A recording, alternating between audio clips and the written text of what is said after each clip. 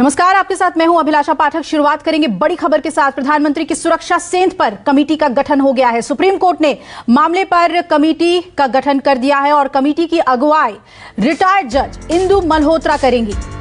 Committee अपनी report दायर करेगी और कोर्ट ने रिपोर्ट दायर करने के लिए कोई समय सीमा तय नहीं की है, लेकिन कमेटी का गठन कर दिया गया है। 4 सदस्यीय यह कमेटी होगी जिसकी अगुवाई रिटायर्ड जज इंदु मल्होत्रा करेंगी और आज कमेटी के नामों का और आइए सीधा रुख कर लेते हैं। सुप्रीम कोर्ट में मौजूद हैं मेरे सहयोगी प्रभाकर मिश्रा। प्रभाकर, इस कमेटी की रूपरेखा क्या है और रिपोर्ट कब तक सौंपेगी? क्या बातें आज सुप्रीम कोर्ट के फैसले में? देखिए, सुप्रीम कोर्ट ने पिछले दिनों ही ये तय कर दिया था कि इस मामले में कमेटी बनेगी। कमेटी में कौन कौन होंगे ये भी कोर्ट ने बता दिया था।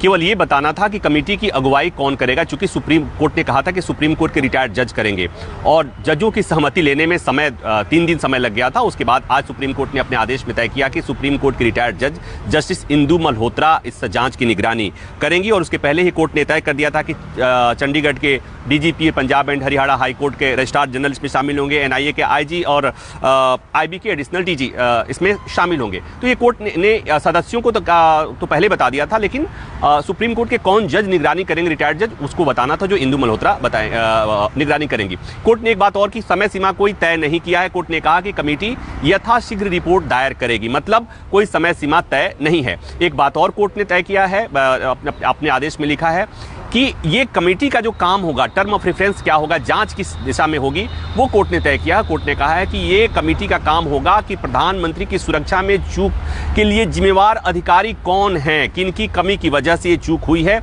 उसकी पहचान की जाए और उसका वो तय किया जाए, उसकी भूमिका तय की जाए, उसकी लायबिलिटी फिक्स की जाए। तो ये सुप्रीम कोर्ट की कमेटी को ये तय करना है।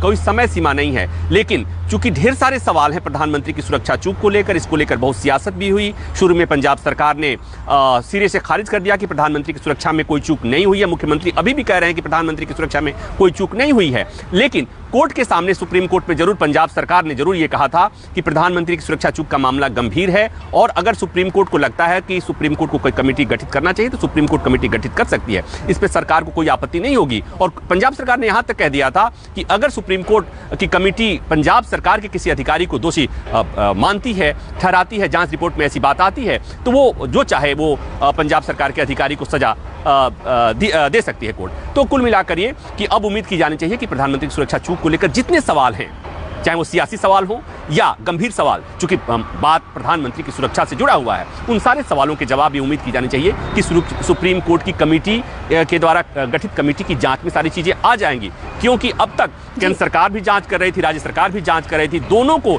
एक दूसरे की कमेटी पर भरोसा नहीं था, क्योंकि केंद्र में दूसरी पार्टी की सरकार है, राज्य में दूसरी पार्टी की सरकार है, तो सियासत हो रही थी। और सुप्रीम कोर्ट के इस आदेश से और इस कमेटी से उम्मीद की जानी चाहिए कि सियासत पर भी विराम लग जाएगा। जी बिल्कुल प्रभाकर, और क्योंकि पंजाब सरकार की तरफ से वकीलों ने ये आवाज उठाई थी कि भैया आप कमेटी का गठन कीजिए, ये जानना चाहेंगे आपसे कि केंद्र सरकार की तरफ से इस पर क्या प्रतिक्रिया थी? क्या कमेटी के गठन पर जो है दोनों तरफ से सहमति देखने को मिली?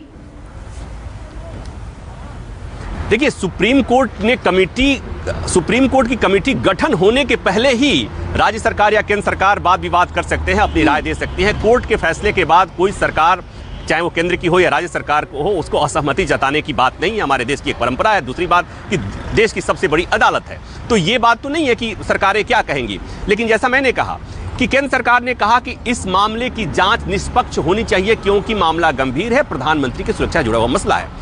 पंजाब सरकार ने कोर्ट के बाहर भले जो बातें कही हो, लेकिन कोर्ट के सामने पंजाब सरकार ने कहा कि इस मामले की जांच हो रही है और अगर सुप्रीम कोर्ट को लगता है कि कोई कमेटी बनाए जाने की जरूरत है तो कोर्ट की कमेटी का हम स्वागत करेंगे। तो जाहिर सी बात है कि सुप्रीम कोर्ट के इस कमेटी का सबको स्वागत करना ही पड़ेगा, नहीं चाहेंगे तो भी करना पड़ेगा। और पंजाब सरकार ने भी कह दिया कि ये जो उस पर आरोप लग रहे हैं कि हमारी चूक है या पहले ही केंद्र सरकार, चूंकि केंद्र सरकार ने पंजाब सरकार के अधिकारी को, डीजीपी को समन जारी कर दिया था, जिसको लेकर के पंजाब सरकार ने कहा कि ऐसा लगता है कि पंजाब सरकार केंद्र सरकार ने राज्य सरकार को दोषी मान चुकी है पहले से। इस पर सुप्रीम कोर्ट ने भी ऐतराज जताया था कि बिना जांच किए हुए केंद्र सरकार कैसे राज्य सरकार के अधिकारी को समन जारी कर सकती है। ऐसा लग रहा है कि केंद्र सरकार पहले ही ऐसा माइंड मेकअप कर चुकी है कि दोषी कौन है, उसको सजा क्या देनी है। तो अब ये सारी चीजों पर विराम लग गया है।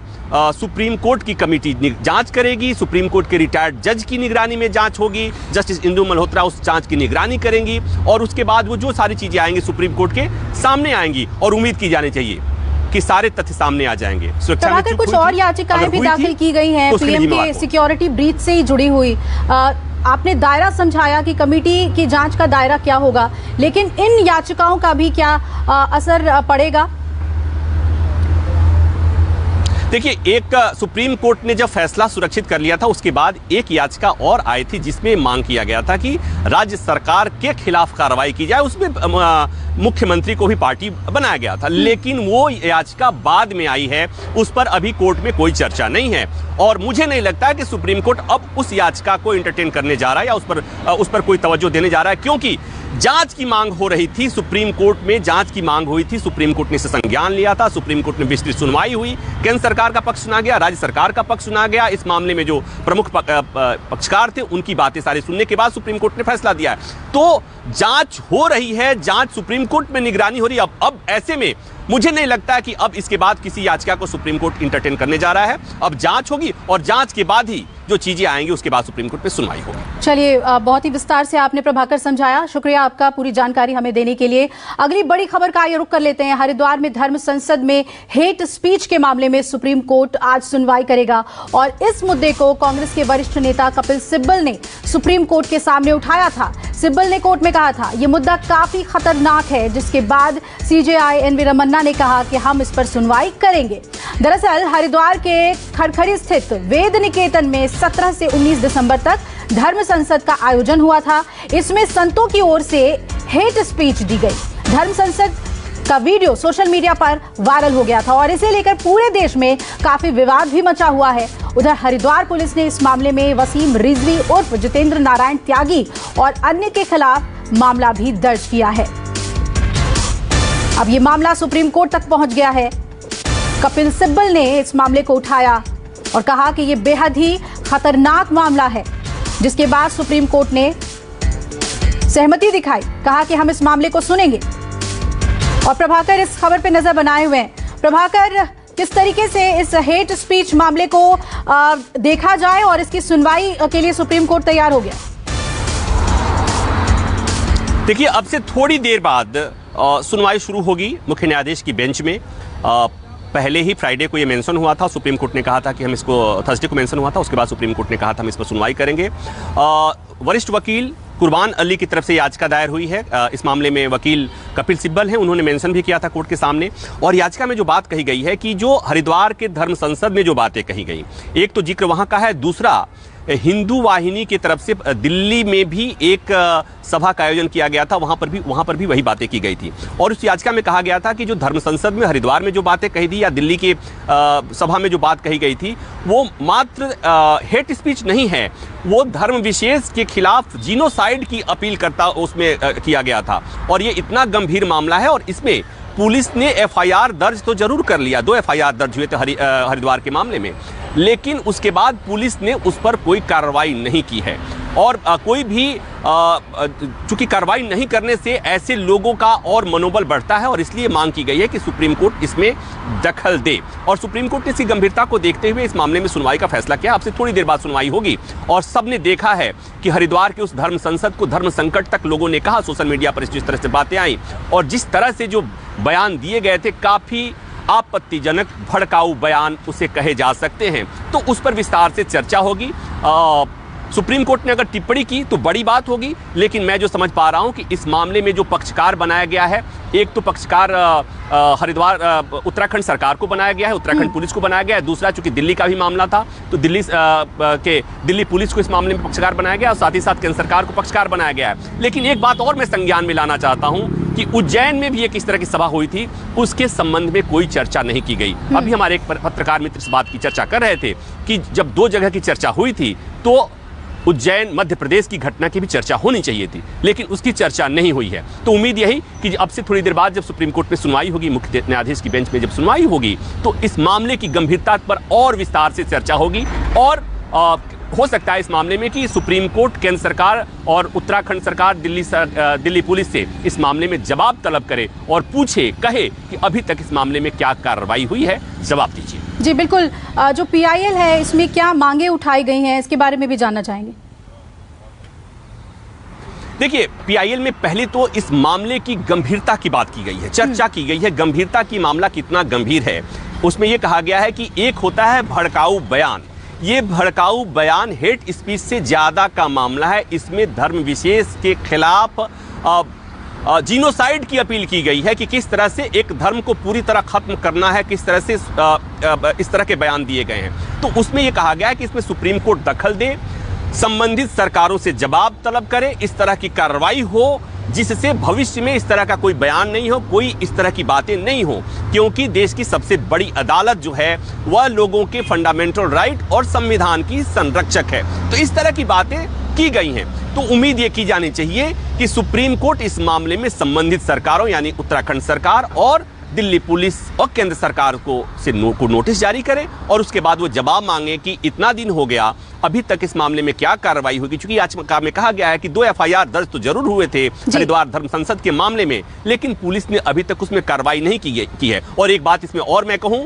कि हरिद्वार धर्म संसद के जुड़े हुए मामले में एक आरोपी के पास जांच अधिकारी, एक पुलिस अधिकारी वहां गए थे, उस संबंध में भी चर्चा की गई है कि किस तरह से वहां जांच अधिकारी जाते हैं और उस मामले में जो यति हैं, मुख्य आरोपी यति नरसिम्हानंद, उनसे किस तरह से वो कहते हैं कि पुलिस ये तो हमारे साथ के आदमी हैं। तो ये तमाम चीजें हैं जो सुप्रीम कोर्ट में जब चर्चा होगी, सुनवाई होगी, तो इस पर भी विस्तार से चर्चा होगी। चलिए, नजर बनाए रखिएगा प्रभाकर आप इस खबर पे। फिलहाल बहुत बहुत शुक्रिया आपका अपडेट हमें देने के लिए।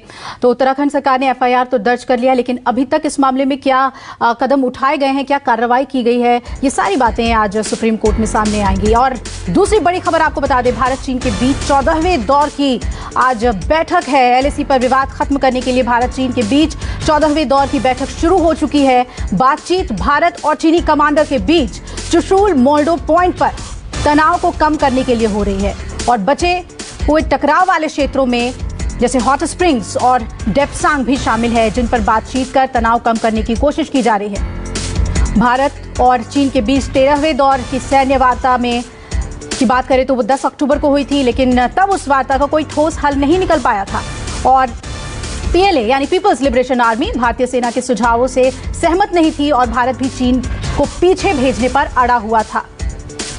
पवन, मेरे सहयोगी जुड़ रहे हैं ज्यादा अपडेट के साथ। पवन, 14वें दौर की बातचीत है ये और इससे काफी कुछ उम्मीदें, क्योंकि पिछली बार कोई ठोस नतीजा नहीं निकला था। बिल्कुल, आपको बता दें कि मई 2020 के बाद ये जो लगातार बैठकों का दौर चला, गलवान में जो हिंसक झड़प हुई थी, उसके बाद हमारी सेना ने भी पूरी तरह से कमर कस लिया था चीनी सैनिकों को जवाब देने के लिए। लेकिन इसी बीच 60,000 सैनिकों का जमावड़ा चीन की तरफ से किया गया। कई ऐसे फर्जी वीडियो जो है चीन की तरफ से वायरल किए गए, जो अपने फिल्म स्टार के जरिए, जो चीनी सिनेमा के जो फिल्म स्टार है, उन्हें अपने सैनिकों का वर्दी पहना करके ये दिखाने की शो किया गया कि हम गलवान के उस हिस्से को हमने कब्जा कर लिया है। वहां पर अपना नेशनल एंथम उन्होंने गाया, लेकिन उसके बाद भी हमारे सैनिकों ने झंडा दिखाकर, तिरंगा लहराकर ये बताया कि नहीं, आपकी सोच गलत है। और ये इसकी भी जांच हुई कि आखिरकार ये वीडियो कैसे था, तो फर्जी हुआ था। इस बार को आपको बता दें कि डेप्सांग और हॉट स्प्रिंग ये एक ऐसा अहम मुद्दा है, इस पर चर्चा करने की बात है। 9 घंटे की मीटिंग पिछले बार भी हुई थी, उससे पहले 12वें और 10वें दौर की, 11वें दौर की अगर हम बात करें तो लगातार 10 से 16 घंटे की जो है मीटिंग हुई, लेकिन नतीजा सिफर रहा। हमारी जो कमांडर लेवल की जो मीटिंग होती है, साफ तौर पर यह कहा गया है, जो पिछले बार कहा गया, इस बार भी कहा गया, जो 60,000 सैनिकों का जमावड़ा है, सबसे पहले इस 3 जगहों पर से आप अपने सैनिकों के पीछे कीजिए। लगातार जो आपने जमावड़ा यहाँ पर किया गया है। और इसके बाद ये भी खबरें जब आई कि गांव बसाने की जो बात चल रही थी, कि वहाँ गांव बसाने की जो कोशिश कर रही थी, क्योंकि सैटेलाइट से माध्यम से ये तस्वीर भी सामने आई कि चीन वहाँ पर गांव बसाने की कोशिश करती है। ये एक अहम मुद्दा यहाँ पर है। तो आखिरकार कैसे सैनिक पीछे हटेंगे, क्योंकि ठंड का समय आ रहा है और फरवरी महीने में ज़्यादा बर्फ गिरता है, तो इन इलाकों में क्या स्थिति रहेगी इसके लिए भी चर्चा हो रही है। तो सबसे अहम मुद्दा है कि जो लगातार जो वीडियो वायरल जो किया जाता है इसकी सोच क्या है। हालांकि चीन के प्रवक्ता की तरफ से ये जरूर कहा गया है कि स्थिति समान है और समान आगे बनी रहेगी, इस तरह की चर्चा जरूर किया जाएगा, लेकिन समान कैसे बनी रहेगी। लगातार आप सैनिकों का जमावड़ा वहां पर आप करते जा रहे हैं और 3 जो हॉट स्प्रिंग का जो अहम बात है वहां से आप सैनिकों क्यों नहीं हटा रहे हैं, आखिर वजह क्या है। तो इस तरह की चर्चा यहाँ पर करने की भरसक यहाँ पर कोशिश की जाएगी। सबसे एक अहम जो यहाँ मुद्दा जो आया है, कमांडर लेवल की जो मीटिंग होती है, इस मीटिंग को ये कहा जा रहा है कि आज खत्म ही करना पड़ेगा, क्योंकि अगले राउंड जो 15वें 16वें राउंड की जो बात कही जाती है कि 2 राउंड और मीटिंग इस पर बैठ सकती है। तो हमारे सेना की तरफ से ये कहा जा रहा है कि आखिरकार हर मीटिंग में इसी मुद्दे को लेकर हम लोग के बीच बातचीत होती है, गतिरोध रहता है, लेकिन कोई नतीजा नहीं निकल पाता है। तो सबसे अहम बात है कि आप अपने सैनिकों को पीछे कीजिए। हालांकि 12वें राउंड की मीटिंग में आपको बता दें कि सैनिक को पीछे किया गया था, चीन सैनिकों ने उन इलाकों से अपने सैनिकों को पीछे किया था, उसके बाद भारत ने भी अपने सैनिकों को पीछे किया था, लेकिन अब जो 60,000 सैनिकों को जो वहां पर जमावड़ा वहां पर किया गया है, तो ये एक सबसे अहम मुद्दा इसको लेकर के है। और भारत की तरफ से जो कमांडर लेवल की मीटिंग हो रही है उसमें इस मुद्दे को बड़े जोर से इसमें उठाने की बात कही जा रही है। बिल्कुल पवन, आप नजर बनाए रखिएगा। शुक्रिया आपका पूरी अपडेट हमें देने के लिए। तो भारत अपने स्टैंड पर लगातार कायम है और 14वें दौर की इस मीटिंग में, जो कि कमांडर लेवल की मीटिंग है, उसमें क्या नतीजा निकलकर सामने आता है उस पर हमारी नजर रहेगी। अब आइए हम रुक कर लेते हैं पंजाब का। कांग्रेस के पंजाब प्रदेश अध्यक्ष नवजोत सिंह सिद्धू एक बार फिर से पार्टी की मुश्किलें बढ़ाते हुए नजर आ रहे हैं। नवजोत सिंह सिद्धू के पंजाब मॉडल से सीएम चरणजीत सिंह चन्नी और बाकी नेताओं की तस्वीर ही गायब दिखी। तस्वीरों में देख सकते हैं आप। हालांकि सिद्धू के पोस्टर में सोनिया गांधी, राहुल गांधी और प्रियंका गांधी तो नजर आए तस्वीरों में, लेकिन नवजोत सिंह सिद्धू की ओर से ये जो पंजाब मॉडल पेश किया गया उसके लिए प्रेस कॉन्फ्रेंस बुलाई गई, लेकिन वहां लगे पोस्टर से सीएम की तस्वीर ही गायब दिखी। विशाल इंग्लिश मेरे सहयोगी जुड़ रहे हैं। विशाल, सिद्धू के पंजाब मॉडल से जब सीएम की तस्वीर ही नहीं है, ये क्या संदेश देगी राज्य में और सियासत इस पर कैसे गरमाई हुई है, जानना चाहेंगे आपसे।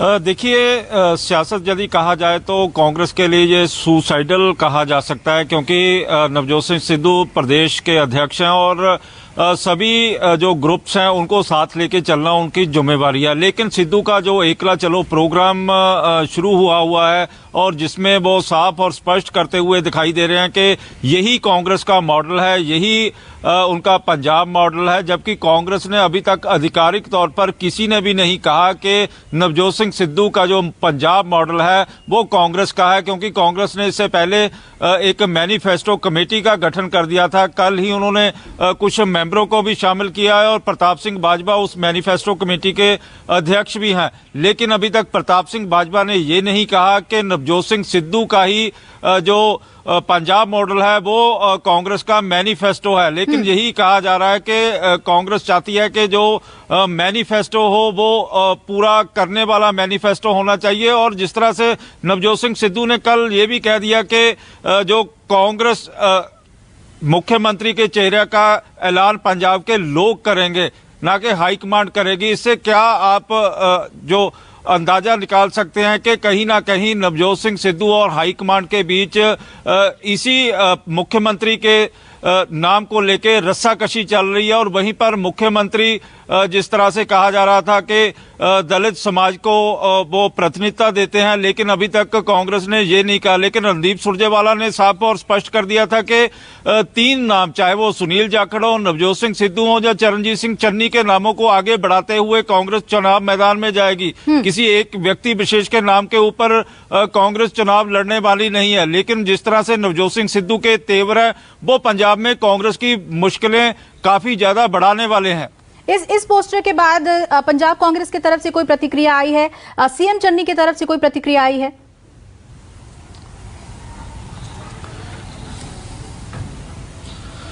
देखिए, अभी तक पंजाब कांग्रेस, क्योंकि प्रदेश अध्यक्ष नवजोत सिंह सिद्धू हैं, तो किस तरह की प्रतिक्रिया आएगी, क्योंकि अब जो प्रतिक्रिया सामने आनी चाहिए वो आला कमांड की आनी चाहिए कि आला कमांड क्या संदेश पंजाब के लोगों को देना चाहती है। क्या नवजोत सिंह सिद्धू पंजाब के मुख्यमंत्री का, कांग्रेस का चेहरा होंगे। इसी के चलते ही यहां पर मीडिया के साथ तालमेल बैठाने के लिए अलका लांबा को भेजा गया है। भूपिंदर सिंह बूरा की ड्यूटी लगाई गई है कि जो मीडिया के साथ कोऑर्डिनेशन किया जा सके। लेकिन जिस तरह से नवजोत सिंह सिद्धू ने कल प्रेस कॉन्फ्रेंस करके और जहां पर अपने पोस्टर लगा के सीधा सीधा और स्पष्ट संकेत दे दिया कि पंजाब मॉडल नवजोत सिंह सिद्धू है और नवजोत सिंह सिद्धू ही पंजाब मॉडल है। कांग्रेस का इसमें किसी भी तरह से कोई लेना देना दिखाई नहीं दे रहा। बेशक कांग्रेस गायब थी और ये पंजाब की सियासत में एक अहम मोड़ भी कह सकते हैं कि आखिर क्या चल रहा है पंजाब कांग्रेस में, जिस पर आला कमान को सुध लेनी पड़ेगी। शुक्रिया आपका विशाल, पूरी जानकारी हमें देने के लिए।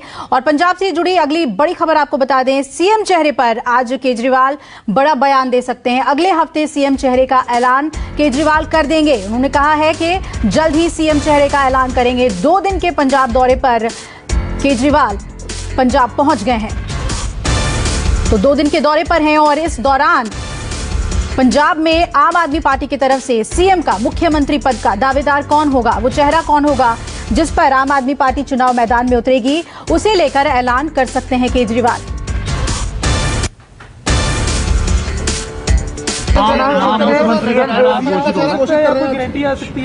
सीएम चेहरे का ऐलान अगले हफ्ते होगा, नेक्स्ट वीक।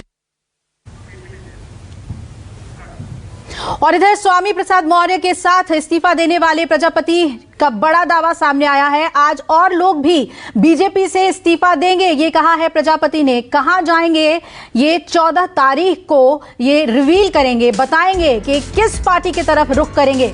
तो स्वामी प्रसाद मौर्य के साथ ही ब्रजेश प्रजापति का बयान सामने आया है कि आज कुछ और लोग भी बीजेपी से इस्तीफा दे सकते हैं। कहां जाएंगे, किस पार्टी से हाथ मिलाएंगे, ये 14 तारीख को यानी मकर संक्रांति के दिन बताएंगे। एक तरफ बीजेपी के कोर बैठक चल रही है उम्मीदवारों को लेकर, और दूसरी तरफ कल ही जिस तरीके से स्वामी प्रसाद मौर्य का इस्तीफा सामने आया और अब एक एक करके उनके साथी बीजेपी का दामन छोड़ रहे हैं। स्वामी प्रसाद मौर्य के साथी हैं ब्रजेश प्रजापति, जिनका ये बयान बेहद अहम बीजेपी के चुनावी अभियान को लेकर और तैयारियों को लेकर 14 तारीख को बताएंगे कि किस पार्टी का रुख कर रहे हैं। भी हम में से किसी भी व्यक्ति ने कोई भी दल ज्वाइन नहीं किया है, और चूंकि कल हम लोगों की वार्ता हो नहीं पाई, मीडिया कर्मियों के साथ हम सब लोग व्यस्त रहे, और आज और कल हम लोगों की वार्ताएं होनी हैं। इसके बाद 14 तारीख को निर्णय होगा, जो भी माननीय स्वामी प्रसाद मौर्य जी निर्णय लेंगे, जिस भी दल में जाएंगे हम लोग उसी दल में रहेंगे। कल भी आपने देखा कई माननीय विधायकगणों ने इस्तीफा किया है, और आज अभी थोड़ी देर बाद सिलसिला शुरू होने वाला है। तो क्या ये सभी समाजवादी पार्टी को ज्वाइन करने का मन बना चुके हैं? विनय शाक्य ने एसपी में जाने के संकेत दे दिए हैं। स्वामी प्रसाद मौर्य के साथ विनय शाक्य जाएंगे। कल स्वामी प्रसाद मौर्य ने इस्तीफा दिया, उनकी तस्वीर अखिलेश यादव ने अपने साथ ट्वीट की कि स्वागत है उनका, अभिनंदन है समाजवादी पार्टी में। विनय शाक्य ने अब ये संकेत दिए हैं कि एसपी में जा सकते हैं। हालांकि ब्रजेश प्रजापति ने कहा कि 14 तारीख का इंतजार कीजिए, हम बताएंगे कि इतने सारे लोग जो बीजेपी का दामन छोड़ रहे हैं वो किस पार्टी का रुख करेंगे। और इधर कांग्रेस नेता इमरान मसूद और पार्टी के विधायक मसूद अख्तर लखनऊ पहुंच गए हैं। आज सपा में शामिल होने वाले हैं इमरान मसूद। तो उत्तर प्रदेश के चुनाव में कांग्रेस को भी झटका लगा है, एसपी का दामन थामने जा रहे हैं इमरान मसूद। बीजेपी और कांग्रेस दोनों ही पार्टियों से नेता अब टूटकर समाजवादी पार्टी का रुख कर रहे हैं। इमरान मसूद को अहम चेहरा माना जाता है उत्तर प्रदेश में कांग्रेस की तरफ से, लेकिन इमरान मसूद ने यह बयान दिया कि अब जनता समाजवादी पार्टी में अपना भविष्य देख रही है। कांग्रेस नेता इमरान मसूद और पार्टी के विधायक मसूद अख्तर लखनऊ पहुंच गए हैं और थोड़ी देर में समाजवादी पार्टी को ज्वाइन कर लेंगे। तो बीजेपी के साथ साथ कांग्रेस को भी झटका आज लगा है। 2 नेता कांग्रेस के अब समाजवादी पार्टी में शामिल होने जा रहे हैं।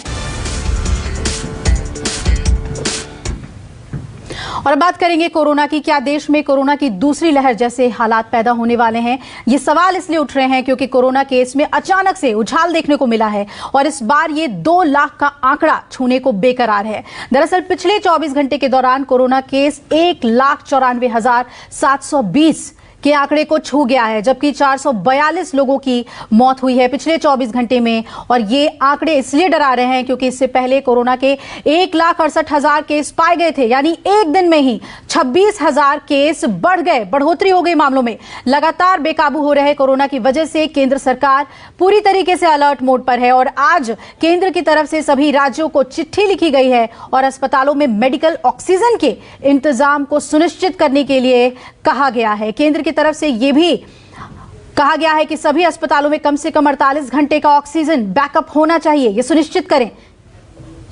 और इन सब के बीच स्वर कोकिला लता मंगेशकर की हालत में सुधार नहीं हुआ है, वो अब भी आईसीयू में भर्ती हैं। लता मंगेशकर को निमोनिया भी है, इसलिए 10 से 12 दिन अस्पताल में वो रहेंगी। माना जा रहा है कि कोरोना के आंकड़े जिस रफ्तार से बढ़ रहे हैं उसकी वजह जो है वो ओमिक्रॉन वेरिएंट है। स्वास्थ्य मंत्रालय की तरफ से जो आंकड़े जारी किए गए हैं उसमें ओमिक्रॉन के मरीज 4,868 बताए जा रहे हैं। तो ये आज का कोरोना अपडेट, जिसमें लगातार मामले बढ़ते जा रहे हैं।